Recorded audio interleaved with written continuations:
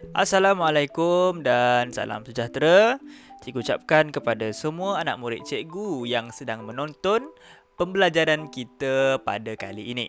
Baiklah, subjek kita iaitu pendidikan muzik tahun 3. Hari ini kita nak belajar unit 9 iaitu penghayatan karya muzik. Tapi karya muzik yang cikgu nak fokuskan pada hari ini berkaitan dengan nyanyian. Okey, sebut pasal nyanyian. Mestilah melibatkan suara sebab kita menyanyikan. Jadi cikgu nak memperkenalkan jenis-jenis nyanyian yang terdapat dalam muzik. Pertamanya ada nyanyian solo. Yang kedua ada nyanyian duet. Yang ketiga nyanyian berkumpulan. Baiklah, cikgu akan pergi satu persatu terhadap jenis-jenis nyanyian ini. Di akhir kelas ini, kamu perlu menjawab kuis yang akan cikgu berikan kepada kamu. Baiklah, kita pergi ke jenis nyanyian yang pertama, iaitu nyanyian solo. Nyanyian solo, awak mesti pernah tengok persembahan nyanyian solo, iaitu dinyanyikan secara berseorangan. Sama ada diiringi oleh muzik yang dipasang karaoke ataupun diiringi dengan persembahan kumpulan ahli muzik.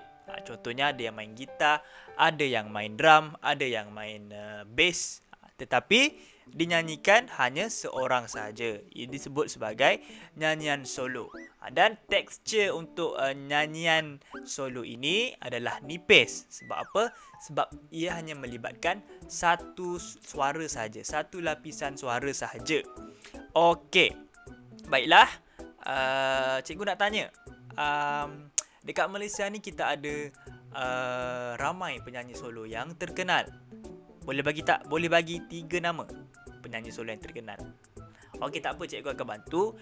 Yang pertama kita ada Allahyarham Tan Sri P. Ramlee. Beliau bukan sahaja penyanyi, malah beliau juga adalah seorang pelakon, pengarah filem dan sebagainya. Yang kedua, kalau yang masih hidup lagi, kita ada Datuk Siti Nurhaliza. Datuk Siti Nurhaliza pun adalah penyanyi solo yang terkenal. Selain itu kita ada Anwar Zain, kita ada, kalau yang muda-muda kita ada Hakim Rusli yang mesti awak kenal kan, Hakim Rusli. Kita ada Naim Daniel yang baru-baru. Itu semua adalah penyanyi solo. Baiklah, kita teruskan yang kedua, iaitu nyanyian duet. Nyanyian duet ini kenapa disebut sebagai duet? Kerana dinyanyikan secara berdua. Tak kisahlah sama ada perempuan nyanyi dengan perempuan, lelaki nyanyi dengan lelaki, ataupun lelaki menyanyi dengan perempuan. Tak kisah. Kalau dua orang sahaja disebut sebagai nyanyian duet. Okey. Dalam nyanyian duet, tekstur yang digunakan adalah tekstur sederhana. Kerana terdapat dua lapisan suara yang berbeza lah. Kalau lelaki nyanyi dengan perempuan, akan ada suara lelaki dia lebih kepada suara treble, suara tenor. Okay, suara tenor. Dan perempuan biasanya suara soprano lah, suara lebih tinggi. Jadi bila gabung, dia jadi tekstur lebih sederhana. Kalau tadi tekstur nipis satu saja, kalau sederhana dia lebih daripada satu lah, dua. Ini adalah nyanyian duet. Okey. Ada juga nyanyian trio. Nyanyian trio disebut sebagai nyanyian yang dinyanyi 3 orang. Tapi cikgu tak bagi tahulah. Kita tak belajar pasal nyanyian trio. Kita belajar solo, duet dan juga berkumpulan sahaja. Okey, seterusnya kita lihat nyanyian berkumpulan. Nyanyian berkumpulan ni mesti pernah tengok persembahan yang dinyanyikan beramai-ramai. Okey, nyanyian berkumpulan ini dinyanyikan secara beramai-ramai. Dan bila dia ramai, dia akan menjadi tekstur tebal.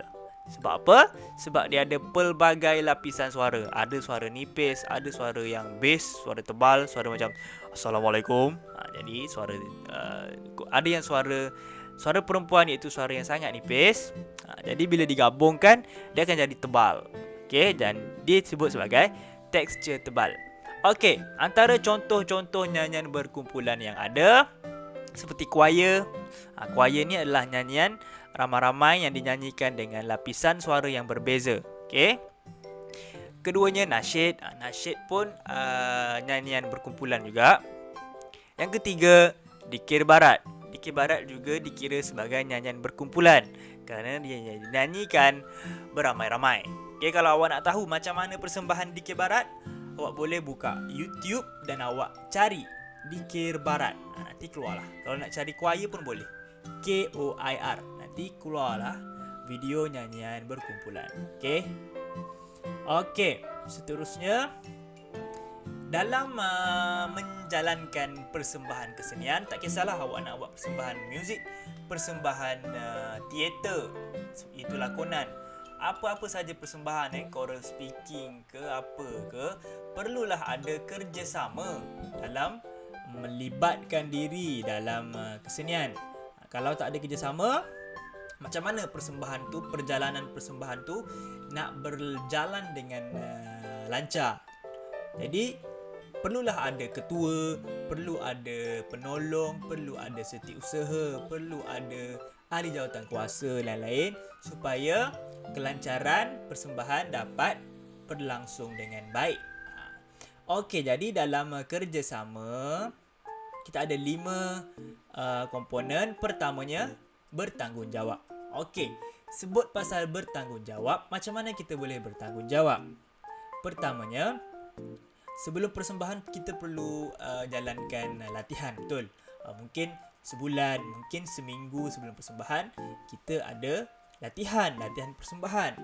Jadi setiap kali latihan itu kita perlu menggunakan alatan muzik, betul? Jadi kita perlu bertanggungjawab terhadap alat muzik yang kita gunakan. Contohnya kalau kita main perkusi, kita perlu lepas main semua kita kena simpan baliklah tempat kita ambil.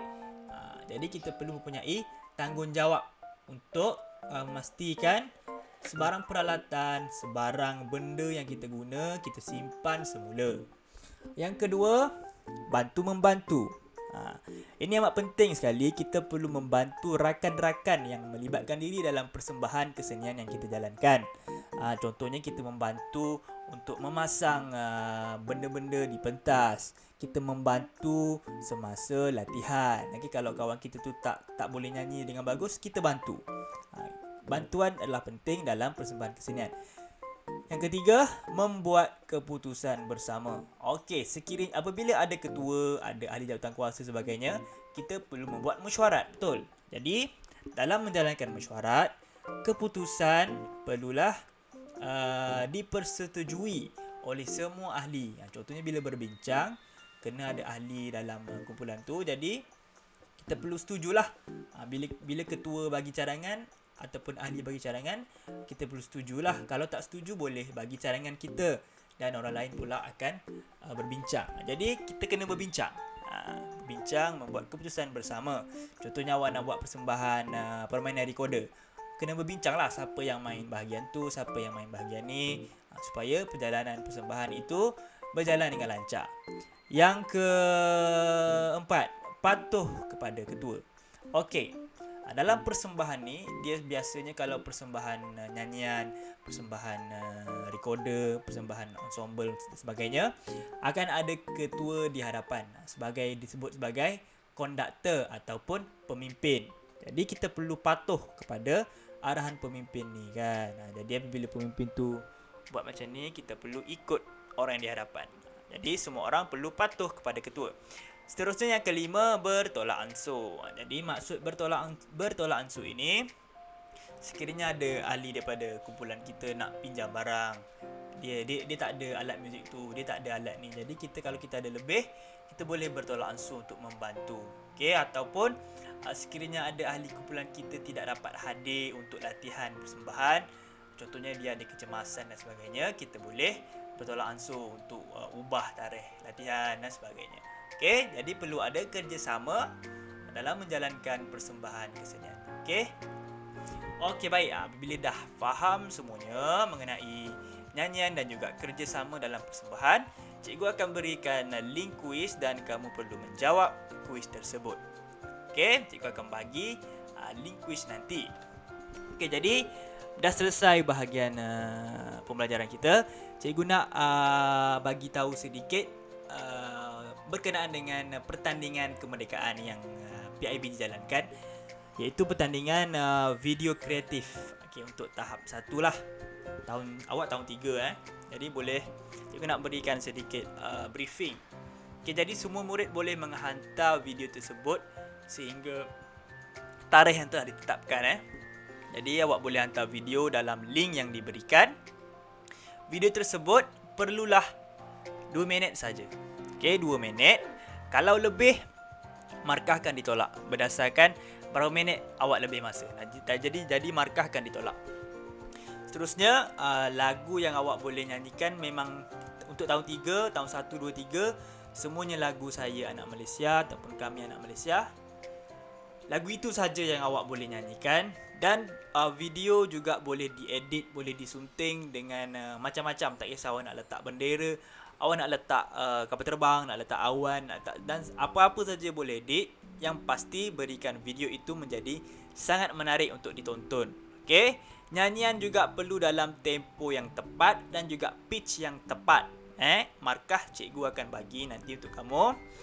Jadi yang penting itulah, video tak perlu panjang, 2 minit saja. Kalau lebih, markah potong. Jadi awak masih ada masa lagi untuk prepare video. Sebarang pertanyaan boleh tanya cikgu nanti. Okey, baik, itu saja kelas kita pada kali ini. Cikgu harap awak semua dapat bersama dengan keluarga dan juga dapat mematuhi SOP yang telah ditetapkan. Okey, bye-bye. Assalamualaikum dan salam hormat.